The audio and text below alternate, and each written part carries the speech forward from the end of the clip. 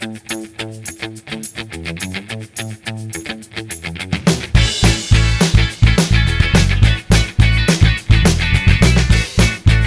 so welcome again to my YouTube channel. So for our today's video, tayo po ay magluluto ng tinolang manok with malunggay.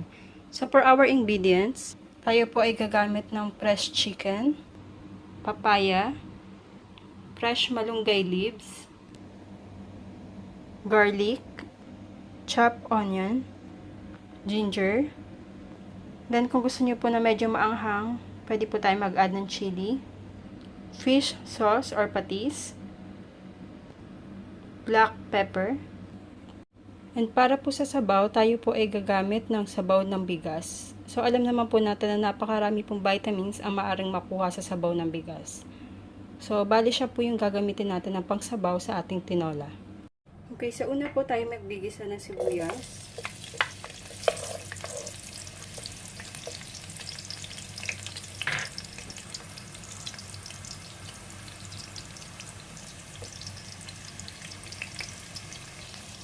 And then bawang.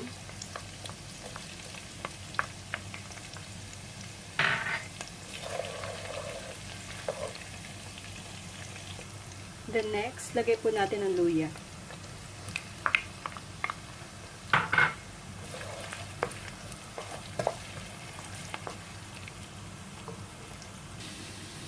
Then after that, lagay po natin yung manok.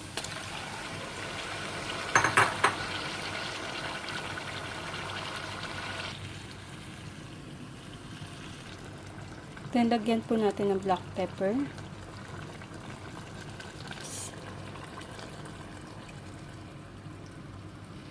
After po natin mailagay yung patis, takpan lang po natin siya. Balikan po natin maya-maya. Okay, so after few minutes,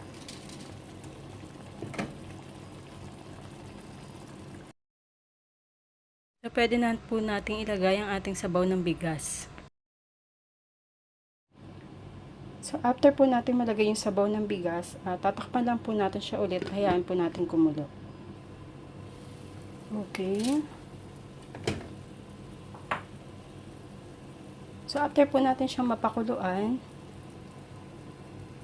pwede na po natin ilagay yung papaya.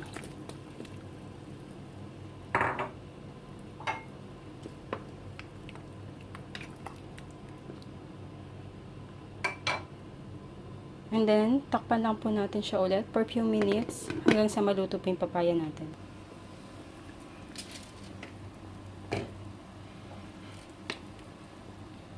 So, ayan, malapit na pong maluto yung papaya natin.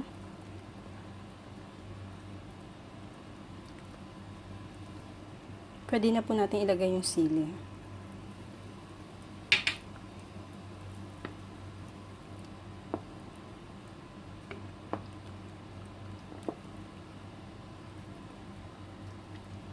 So, mga ilang minuto pa, pwede na po natin ilagay yung malunggay.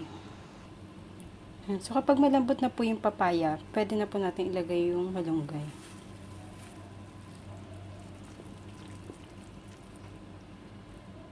So, ready na po ang ating tinolang manok with malunggay.